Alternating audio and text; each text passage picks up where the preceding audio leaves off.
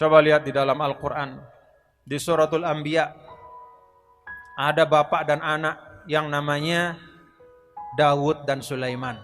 Bapaknya Daud, anaknya Sulaiman. Dua-duanya nabi, orang paling hebat pada zamannya. Keduanya ini nabi dan rasul, sekaligus juga raja. Jadi zaman dulu Nabi Bani Israel itu, dia jadi nabi dan rasul, juga jadi raja. Datang orang mengadu kepada Nabi Daud.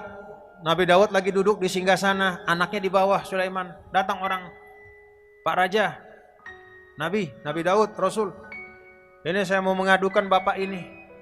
Saya punya kebun anggur, lalu orang ini punya kambing. Kambingnya itu kemudian masuk merusak kebun anggur saya. Padahal sebentar lagi akan panen. Saya minta supaya dibalas sepadan, supaya saya dapat hak saya. Apa kata Nabi Daud? Oh, saya putuskan, bapak yang punya kambing, karena kambing bapak merusak kebun anggur bapak yang ini, berarti kambing bapak itu dirampas untuk dia. Bayar, pakai kambing itu, bayar. Apa kata Sulaiman? Angkat tangan dia. Pak, saya punya pendapat beda. Ini beda pendapat. Apa kata Nabi Sulaiman? Menurut saya, Pak, bukan kambingnya dirampas, tapi kambingnya itu diambil oleh yang punya kebun, dipelihara, kalau ada susunya haknya dia, kalau dia beranak, anaknya juga buat dia. Dan yang punya kambing ini disuruh nanam anggur supaya tumbuh seperti semula. Kalau kebun anggurnya sudah tumbuh dan sudah mencapai tahap seperti pada saat dia dirusak oleh kambing, maka sudah impas kambingnya dibalikin lagi kepada yang punya kambing. Anak beda pendapat sama ayahnya dalam masalah fatwa ini. Dua-duanya nabi, rasul ini. Ada dalam Al-Quran. Wa Dawud wa Sulaimana idh yahkumani fil harthi idh nafashat fihi ghanamul qawm wa kunna li hukmihim syahidin. Fafahamnaha Sulaiman wa kullan ataina ilman wa hikmah. Ilman wa hukmah. Wa kullan ataina hukma wa ilma ila akhiril ayat. Beda pendapat. Masalah agama ini, masalah fatwa, tidak menyebabkan Daud marah sama anaknya Sulaiman. Tidak menyebabkan Sulaiman sombong kepada ayahnya Nabi Daud alaihissalam.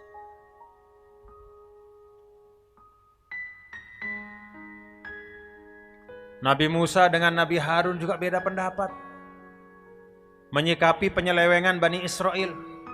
Nabi Musa dipanggil oleh Allah 40 malam ke Tur Saina untuk menerima Taurat. Berpesan kepada Nabi Harun, Harun jagain ya, jangan sampai rusak kaum kita nih. Jaga tauhidnya, jaga kekompakannya. Saya 40 hari lagi balik. Baru beberapa malam digodalah Bani Israel ini orang namanya Musa Samiri, akhirnya bergeser dari menyembah Allah menjadi menyembah anak sapi. Begitu pulang Nabi Musa, dia lihat bergeser,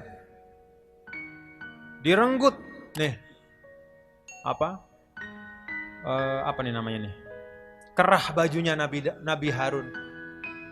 Ya Harun, ma mana'aka idh ra'aitahum dhallu. Harun, kenapa kamu tidak cegah mereka? Mereka ini bergeser tauhidnya, kenapa tidak dicegah? Kenapa kamu biarkan? Allah tattabi'an.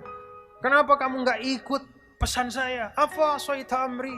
Apakah kamu durhaka sama perintah saya? Apa kata Harun? Qala ya ibna umma la ta'khudh bi lihyati wala bi ra'si. Inni khasyitu an taqula farraqta baina bani Israil wa lam tarqub qawli.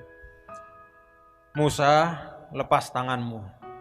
Jangan main kasar, jangan main fisik, kira-kira gitu.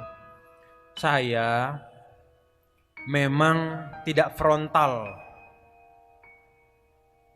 kepada kaum kita ini, karena bagi saya Yang paling penting adalah mereka tetap bersatu dulu. Ada pergeseran dalam akidah mereka. Saya niatkan nanti kita bisa beresi setelah engkau kakak kembali dari 40 hari. Tapi yang penting tidak pecah dulu. Yang penting tetap ada di tempat. Kalau saya keras kepada mereka nanti bisa pecah belah dan kemudian susah disatukan lagi. Maka yang penting tetap bersama. Kalau ada salah dan khilafnya kita beresi bersama-sama.